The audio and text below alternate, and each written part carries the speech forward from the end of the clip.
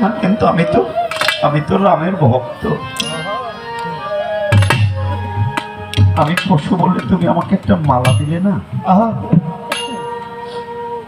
লক্ষণ ধমক দিয়ে বলেছিল, এই হনুমান, তুই মালার কি বুঝিস? সীতা ডাক দিয়ে বলেছিল, লক্ষণ,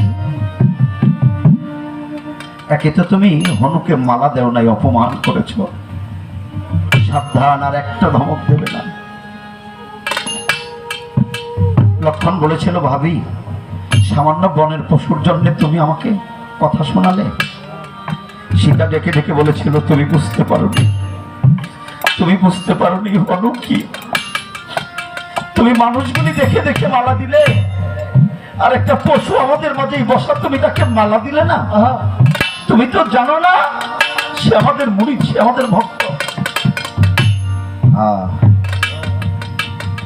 ডেকে ডেকে বলেছিল, তুমি তাকে অপমান করবে না। সীতা দেবী চেয়ার থেকে উঠে এসে তার গলায় থেকে 1,00,000 টাকার মুক্তার মালা হনুর গলায় পরিয়ে দিয়েছে। হনু কি করলেন? সেই মুক্তার মালাটা কানের কাছে নিয়ে ধরলেন, ঝাঁকি দিলেন। এরপরে সেই মুক্তার মালাটা নাকের কাছে নিয়ে শুনতে আরম্ভ করলেন। সকলেই তাকিয়ে রইল, 1,00,000 টাকা দামের মুক্তার মালা সীতা দেবী হনুর গলায় দিয়েছে। হনু কানের কাছে নিল, নাকের কাছে নিল, শেষ পর্যন্ত মুক্তার মালাটা মুখে দিয়ে জিহ্বায় নিয়ে চাপতে আরম্ভ করলো। জিহ্বায় থেকে বের করে মুক্তার মালাটা 2টা হাতে নিয়ে টান দিয়ে ছিঁড়ে ঢিল দিয়ে রাজদরবারে ফেলে দিল। লক্ষণ ডাক দিয়ে বলেছিল, ভাবি, আমি বলেছিলাম না ও বনের পশু হনু। বনের পশু কোনোদিন মালার কদর বোঝে না।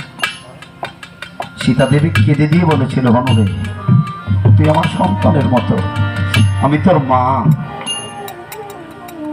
লক্ষণ তোকে মালা দেয়নি বলে আমি 1,00,000 টাকা দামের মুক্তার মালা তোর গলায় দিলাম। হনুরে, তুই রাজদরবারে সবার সামনে আমার অপমান করলি।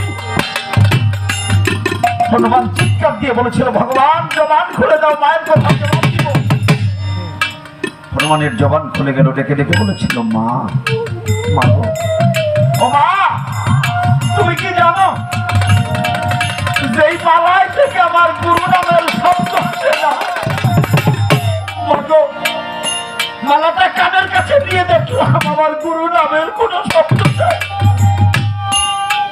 ও মা, নাকের কাছে নিয়ে